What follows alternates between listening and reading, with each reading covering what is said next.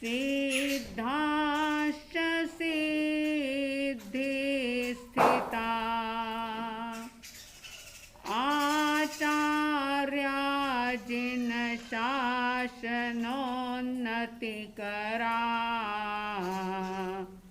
पूज्या उपाध्यायका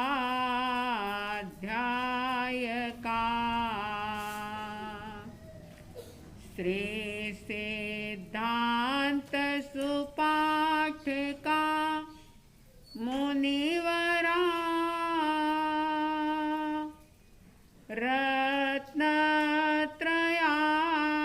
रत्नत्रयाराधिका पंचते परमेष्ठिनः प्रतिदिनं कुर्वन्तु नो मंगलं कुर्वन्तु नो मंगलम्। श्रद्धालु जिज्ञासु श्रोताओं, आइंबिल ओली तप का आज 8वां दिवस प्रारंभ हुआ। ओम नमो चरितस्य पद की आराधना करने का ये दिन साध्वी द्वय की तरफ से उन सभी भव्य आत्माओं को, उन सभी साधक साधिकाओं को, साधु साध्वी भगवंतों को तहे दिल से साधुवाद है, धन्यवाद है, जो 9 पद की आराधना इस ओली पर्व में करते हुए अपनी आत्मविशुद्धि कर रहे हैं। हम हार्दिक हार्दिक अनुमोदना करते हैं तप की, जप की, साधना की, आराधना की। इन ओली के पवित्र दिवसों में 9 पद की महिमा बताने वाला, भीतर में आस्था और श्रद्धा को और ज़्यादा सुदृढ़ बनाने वाला ऐसा श्रीपाल और मैना सुंदरी का सुंदर चरित्र आप सुन रहे हैं। इस चरित्र के अंतर्गत आपने सुना था कि श्रद्धा, आस्था और समर्पण के साथ 9 पद का स्मरण किया जाए तो कैसे शील की सुरक्षा होती है, किस प्रकार से आत्मविशुद्धि होती है, कैसे आए हुए संकट, आए हुए कष्ट, विपरीत परिस्थितियां कैसे छूमंतर हो जाती है और पग पग पर किस प्रकार से सफलता के पुष्प खिलते हैं, दुर्भाग्य के कांटे अपने आप दूर हो जाते हैं। ये बात इस चरित्र के माध्यम से समझ में आ रही है। धवल सेठ, जिसकी नीयत बिल्कुल ही खराब थी, जो दिल से बिल्कुल ही काला था, ईर्ष्या और द्वेष की आग जिसके अंदर जल रही थी, इतना साक्षात शील रक्षक देवी देवता कैसे शील की रक्षा करते हैं, साक्षात देख लेने के बावजूद भी उसके भीतर में कोई बदलाव नहीं आया। 3 जो सुमति मित्र थे उसके, वे समझाते हैं, लेकिन वो बात को समझता नहीं है और जहाज चलते चलते, आगे बढ़ते बढ़ते कंकु द्वीप तक पहुंच जाते हैं। जैसे अच्छे लोगों को बुरी बात अच्छी नहीं लगती।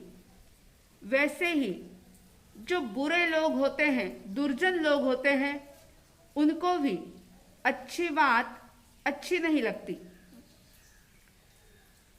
प्याज और लहसुन जो होता है, अगर कोई व्यक्ति गुलाब जल का पानी उसके अंदर दे, यानी गुलाब जल से उसको सिंचित करे, केसर और कस्तूरी का खाद डाल दे, तो भी प्याज लहसुन की दुर्गंध जैसे दूर नहीं हो सकती, ठीक इसी प्रकार से दुष्ट दुर्जन लोग अपनी दुष्प्रवृत्ति को जल्दी से त्याग नहीं सकते।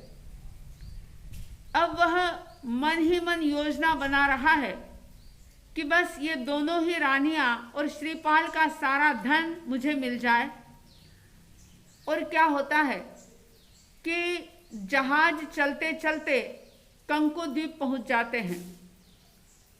कंकु द्वीप पर पहुंचने के बाद सारे व्यापारी वर्ग, सारे ही लोग उतरते हैं और धवल सेठ को भी वहां पर बहुत बड़ा व्यापार करना था, इसलिए वह भी बहुत सारी भेंट उपहार लेकर के वहां के जो राजा थे थाना नगरी के, पशुपाल राजा के पास पहुंच जाता है।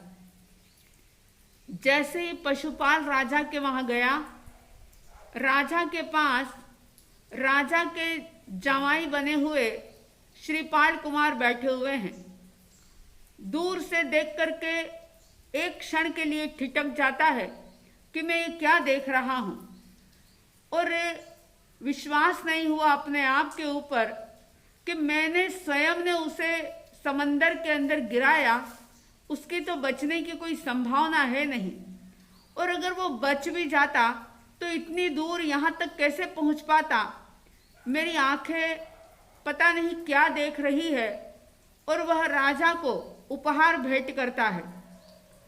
राजा अपने जमाई के हाथ से उस जमाने की व्यवस्था के अनुसार आगंतुक का सत्कार करवाते हैं, यानी उनको इत्र आदि लगवाते हैं और पान का बीड़ा खिलाते हैं।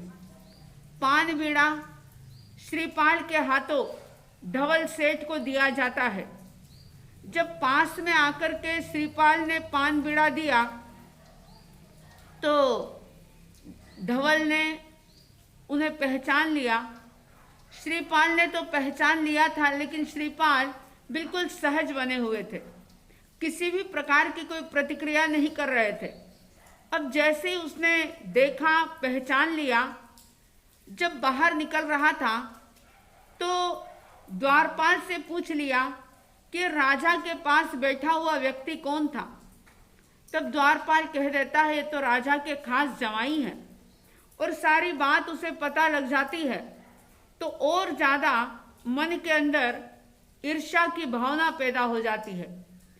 अपने कुमति मित्र से वह कहता है कि बस कुछ भी करो, अब तो श्रीपाल को अपने रास्ते से हटाना ही होगा, वरना सारी पोल खुल जाएगी।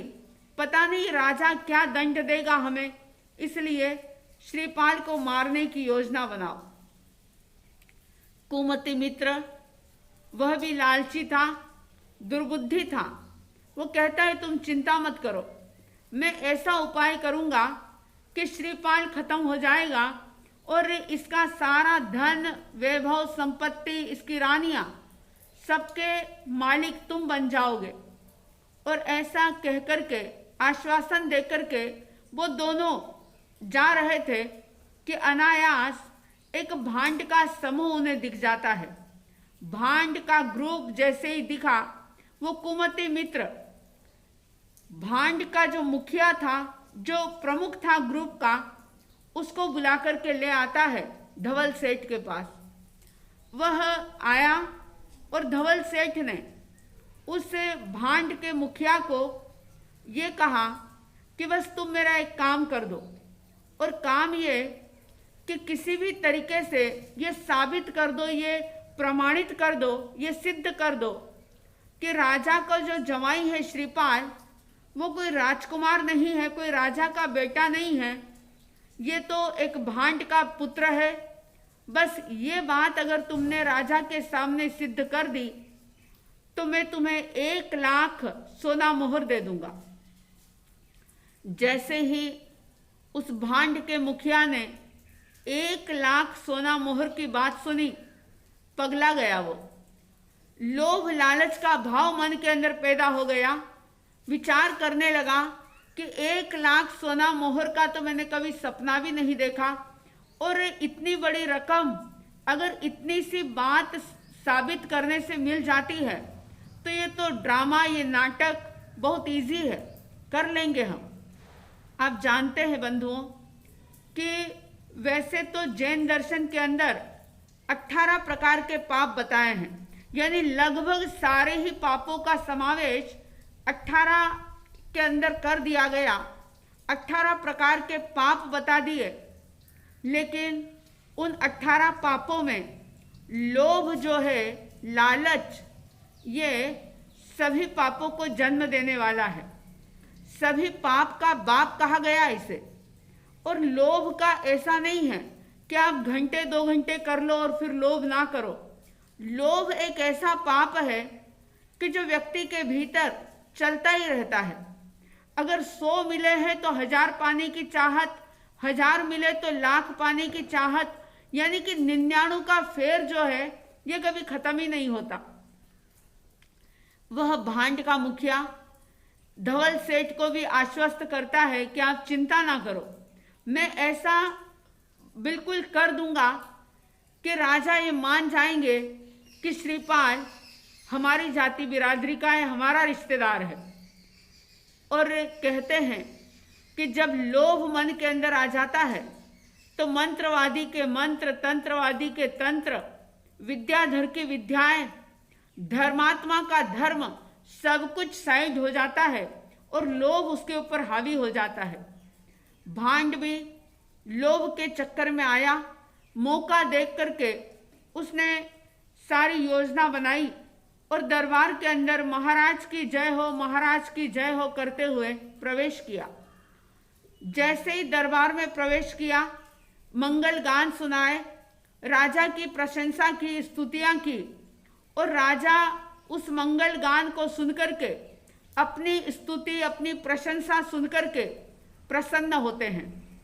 और प्रसन्न होने के साथ व्यवस्था के अनुसार श्रीपाल कुमार से वे उस भांड के मुखिया को भी पान बीड़ा खिलाते हैं। जैसे आजकल के समय में कोई भी आगंतुक आता है तो चाय कॉफी के साथ उसकी आवभगत की जाती है।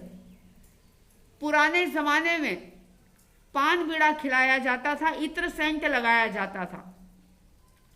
जैसे ही पान बीड़ा देने के लिए श्रीपाल कुमार आए, अपनी योजना के अनुसार उस भांड के मुखिया ने श्रीपाल कुमार को पकड़ लिया और कहता है कि अरे मेरा बेटा, आज मैं धन्य हो गया कि इतने समय से खोया हुआ मेरा बेटा मिल गया। उसने ये बात जैसे ही कही कि और जो बाकी के भांड लोग थे जो सारी योजना के साथ आए हुए थे, उन्होंने ड्रामा करना शुरू कर दिया। अलग अलग प्रकार से सब अपने अपने रिश्ते बताने लगे श्रीपाल कुमार के साथ। कहा है, कोई कहता है कि ये मेरा भांजा है, कोई भांजा कोई जमाई, काका कोई बतावे, कोई भांजा कोई जमाई, काका कोई बतावे, कोई पति कोई जेठ पितायों, कोई पति कोई जेठ पितायों, भांड जाल फैलावे हो श्रीपाल नरेश्वर, समर्यो परमेष्टि नव पद प्रेम से, श्रीपाल नरेश्वर समर्यो परमेष्टि नव पद प्रेम से। श्रीपाल कुमार कुछ समझ ही नहीं पाए कि ये हो क्या रहा है। पलक झपकते ही सारी स्थितियां ही चेंज हो जाती है। सारे लोग ऐसा ड्रामा करते हैं कि राजा समझ नहीं पाए और एकदम से मन के अंदर ये विचार आया कि कहीं मैं धोखा खा गया। मैंने जिसे राजकुमार समझा और अपनी बेटी की शादी उसके साथ कर दी, ये तो भांड का पुत्र है और सारे लोग इस प्रकार से रिश्ते बता रहे हैं। श्रीपाल कुमार सहज है। जिनके जीवन में धर्म होता है वे हर परिस्थिति को बहुत सहज भाव से ले लेते हैं। हालांकि कुछ समझ नहीं पा रहे थे श्रीपाल कुमार कि ये हो क्या रहा है, लेकिन किसी भी प्रकार की रिएक्शन नहीं थी, कोई प्रतिक्रिया नहीं थी। एकदम देख रहे थे वो कि ये क्या हो रहा है। और राजा आग बबूला हो गए और राजा ने एकदम से जोर से ललकारते हुए कहा कि ये क्या नाटक है, साफ साफ बताओ आखिर बात क्या है। तो वो भांड की पत्नी जो थी वो आगे आती है। बाकी लोग सारे चुप हो जाते हैं, जैसा उन्होंने ड्रामा रच रखा था। भांड की पत्नी आगे आती है, त्रिया चरित्र फैलाना शुरू किया और कहती है, महाराज मैं आपको सही बात बताती हूँ कि आखिर बात हुई क्या है। मेरे 2 बेटे थे। भांड की पत्नी झूठी कहानी बता रही है कि मेरे 2 पुत्र, एक का नाम श्रीपाल और दूसरे का नाम गोवर्धन, दोनों ही बचपन से ही बड़े शरारती, बड़े शैतान। और एक दिन ऐसा हुआ कि ये समंदर के किनारे खेल रहे थे और खेलते खेलते आपस में लड़ाई होती है, झगड़ा होता है।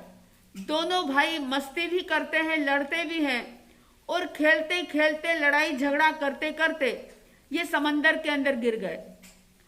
गोवर्धन तो शायद इस लोक से विदा हो गया और मैंने तो यही समझा था कि श्रीपाल भी शायद मर चुका है। लेकिन आज मैं धन्य हो गई कि आपके दरबार में मुझे मेरा खोया हुआ बेटा श्रीपाल कुमार मिल गया। महाराज मैं निहाल हो गई कि आज मैंने आपके दरबार में अपने बेटे की सूरत देखी है और मैं बड़ी प्रसन्न हूँ कि इतने वर्षों के बाद खोया हुआ मेरा बेटा, जिसकी कि मैंने उम्मीद ही छोड़ दी थी, जिसकी आश ही छोड़ दी थी और ये जान लिया था, समझ लिया था कि समंदर में गिर गया यानी मर गया होगा, मगर आज मैं धन्य हो गई कि मेरा बेटा आपके दरबार में मिला है। राजा का दिमाग चकरा जाता है और फिर राजा ललकारते हुए कहते हैं श्रीपाल कुमार से कि बताओ सच बात क्या है, तुमने राजकुमार होने का नाटक क्यों किया, तुम राजकुमार क्यों बने, सच बताओ आखिर सच्चाई क्या है, अपने आप को तुमने राजा क्यों कहलवाया। अब देखो, जब व्यक्ति को गुस्सा आता है तो वह सारा दोष दूसरे के ऊपर डाल देता है। और इसी चरित्र के अंदर आपने सुना है कि श्रीपाल कुमार ने अपना कोई परिचय नहीं दिया था। यह तो ज्योतिष की भविष्यवाणी से प्रभावित होकर के राजा ने ये जानने के लिए सैनिकों को भेजा था कि ज्योतिष की बात सत्य होती है या झूठ, और ज्योतिष की बात सत्य हुई।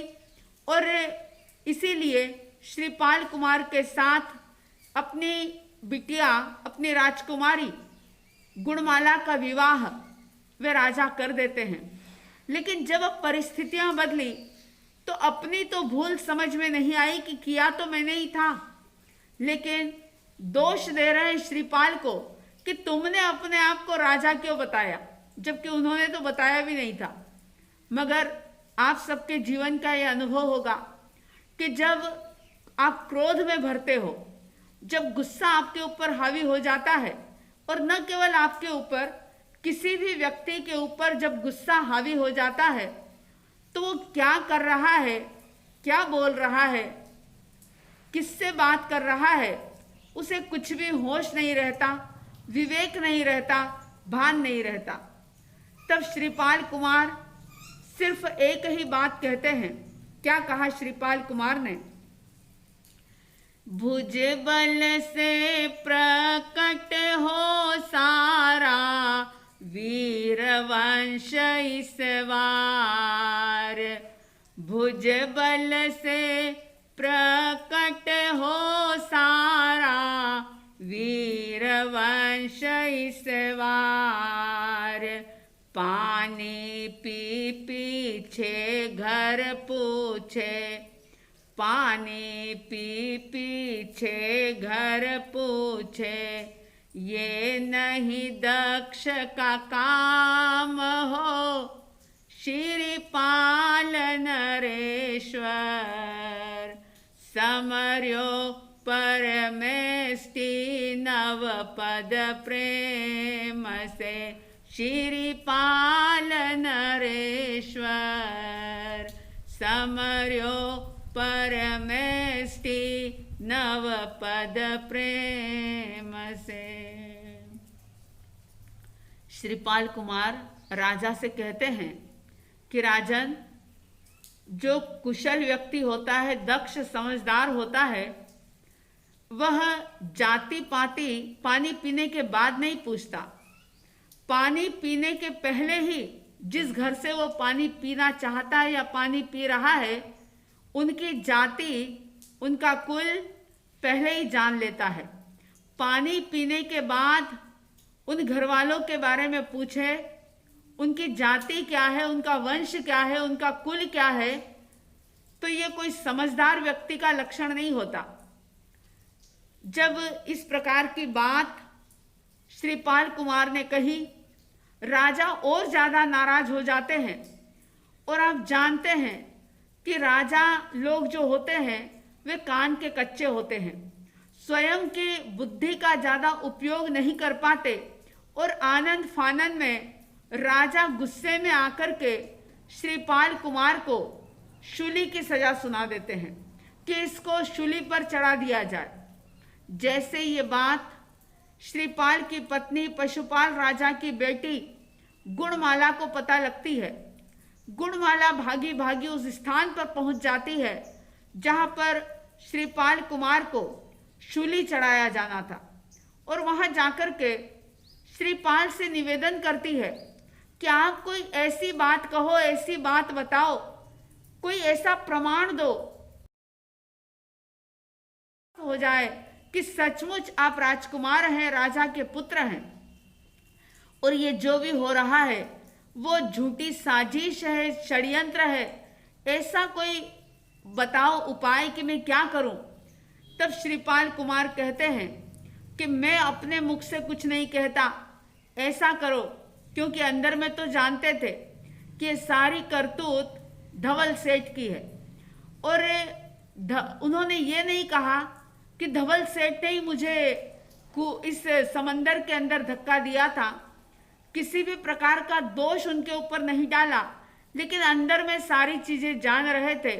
तो वो कहते हैं कि समंदर के किनारे जाओ, वहां पर जहाज में मदन सेना और गुणमाला जो है, मदन सेना और रेन मंजूषा, ये दोनों ही मेरी पत्नियां जो जहाज में है, वहां जाकर के उनसे तुम सारी बात पूछ लो, सारी जानकारी वो तुम्हें दे देगी।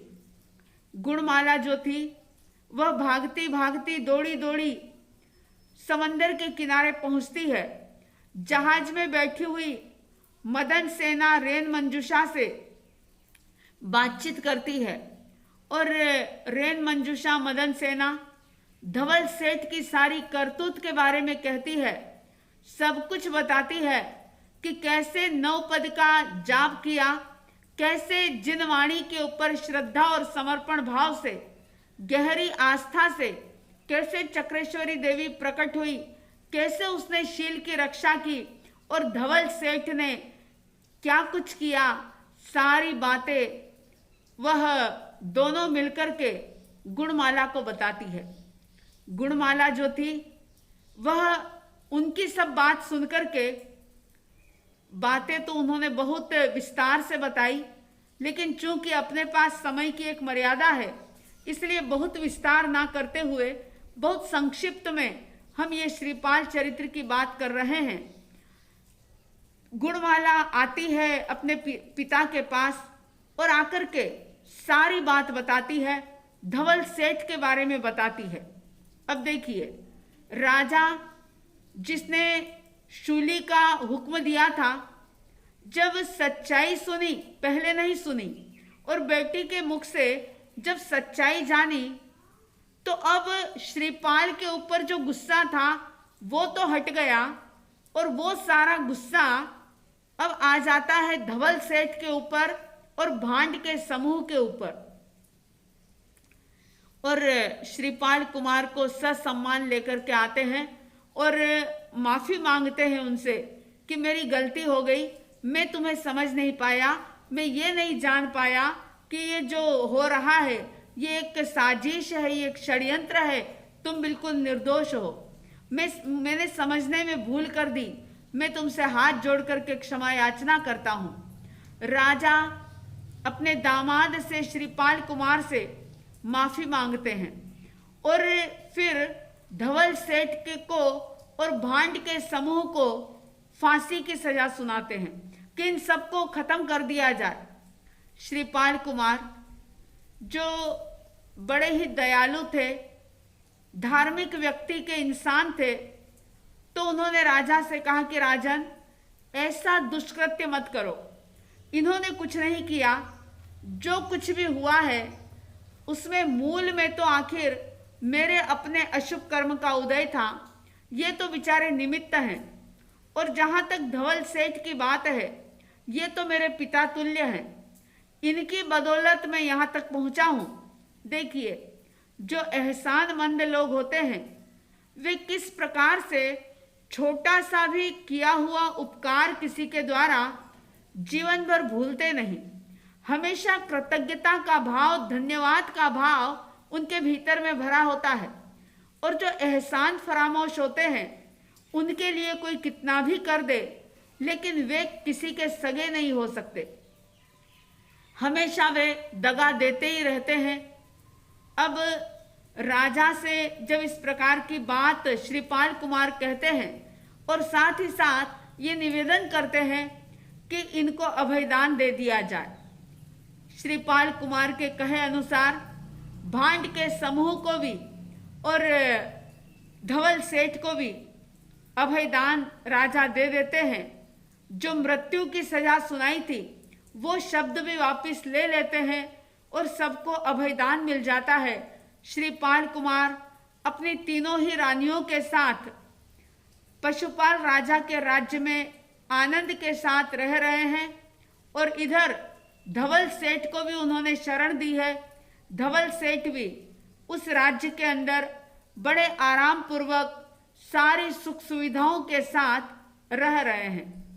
लेकिन जैसा कि मैंने बताया कि दुर्जन व्यक्ति जो होता है वो कभी भी अपनी दुर्जनता नहीं छोड़ता, और जैन दिवाकर प्रसिद्ध वक्ता पूज्य श्री चौथमल जी महाराज भी इस चरित्र को लिखते हुए ये बात लिखते हैं, दुर्जन दुर्जनता नहीं छोड़े, लाख करो उपकार, दुर्जन दुर्जनता नहीं छोड़े, लाख करो उपकार, श्रीपाल को मारण की विध, श्रीपाल को मारण की विध, सेठ रहा विचार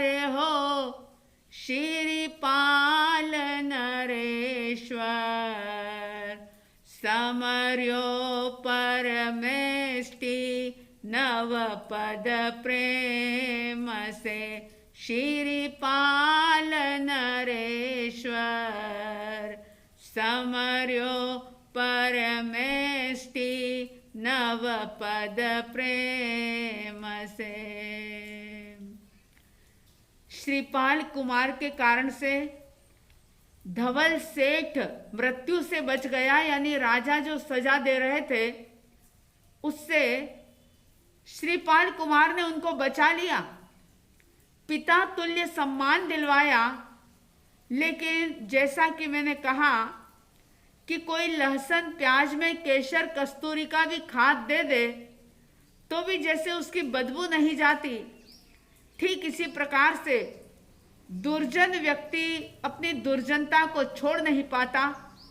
धवल सेठ एक बार नहीं, दो बार नहीं, कई कई बार इस प्रकार से उसने देख लिया श्रीपाल के पुण्य को भी, लेकिन अपनी गलती का एहसास उसे नहीं हुआ, उसकी वृत्ति के अंदर परिवर्तन नहीं आया।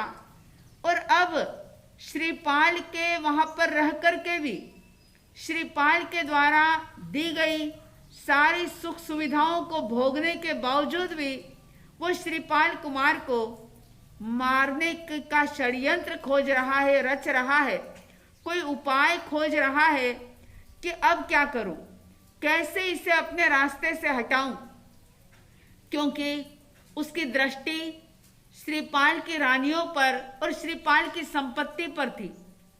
बंधुओं, व्यक्ति भूल जाता है कि एक पल का भी भरोसा नहीं। जिस संपत्ति को पाने के लिए, जिस धन को, दौलत को पाने के लिए मैं इतने गुनाह कर रहा हूं, इतने अपराध कर रहा हूं, ऐसे दुर्विचार मन के अंदर चल रहे हैं और उनसे जो अशुभ कर्मों के पोटले बंध रहे हैं, वे कर्म जब अपना फल देने वाले होंगे तब मेरी क्या स्थिति होगी।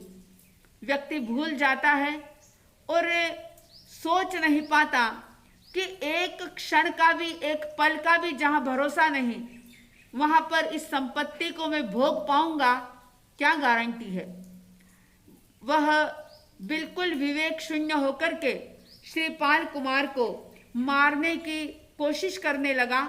और एक बार ऐसा हुआ कि श्रीपाल कुमार उस थाना नगरी के पशुपाल राजा के वहां पर अपने महल में जो 7वीं मंजिल पर सो रहे थे, वह धवल अकेला ही धीरे धीरे ऊपर चढ़ने की कोशिश करता है। आधी रात को वह धवल सेठ हाथ में तलवार लेकर के श्रीपाल कुमार को मारने के लिए ऊपर चढ़ रहा है।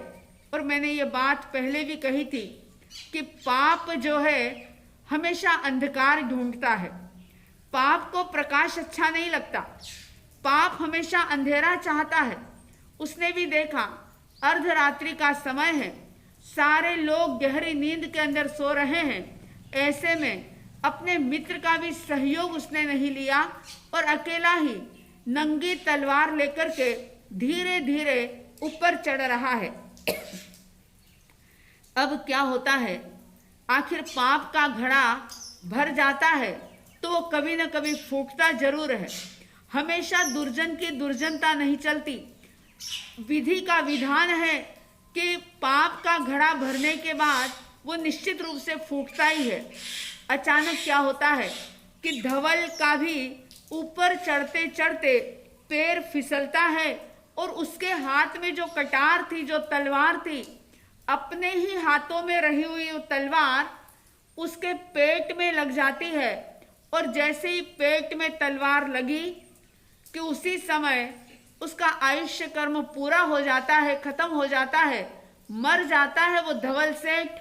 और आप समझ सकते हैं कि इतने बुरे भाव थे उसके, ऐसी ईर्ष्या और द्वेष की आग में, कषायों की आग में जल रहा था, जिसके कारण से निश्चित रूप से मर करके वो 7वीं नरक में जाता है। सुबह श्रीपाल कुमार उठते हैं और सारी स्थिति समझ जाते हैं, लेकिन फिर भी उनका ये बड़प्पन था कि उन्होंने अपना बड़प्पन नहीं छोड़ा और बड़प्पन रख करके उसका अंतिम संस्कार किया। सारे लोग उस धवल सेठ को धिक्कारते हैं और सुमति मित्र जो धवल सेठ के थे उनको श्रीपाल कुमार ने 500 जो उनके जहाज थे वो सुमति मित्र को दे दिए, क्योंकि जहां त्याग होता है वहां पर किसी भी प्रकार से त्याग भावना के अंदर सोचा नहीं जाता कि ये मेरा है, मैं ये क्यों दे दूं, क्योंकि वो जानते थे कि मेरा है ही नहीं, और इतना परिग्रह में क्या बढ़ाऊं, क्यों रखूं मैं। और कहावत है त्यागे सो आगे, जो त्यागता है उसके सामने लक्ष्मी भी बढ़ चढ़ करके आती है। और इसीलिए जैन दर्शन के अंदर ही नहीं, सभी धर्मों के अंदर दान को बड़ा महत्व दिया गया है। त्यागे सो आगे, यानी जो त्याग करता है, सारे जो चीज वो त्याग करता है वो चीज उसके आगे आगे आती रहती है। तो श्रीपाल कुमार जो कि अपने जीवन को नवपद की शक्ति के साथ जी रहे हैं और बड़े आनंद के साथ उनका समय बीत रहा है। अब आगे किस प्रकार की घटनाएं घटती है जो समय आने पर आप सुनेंगे तो ज्ञात हो सकेगा। इन्हीं शुभ और मंगल भावनाओं के साथ जय प्रभु महावीर, जय गुरु आनंद।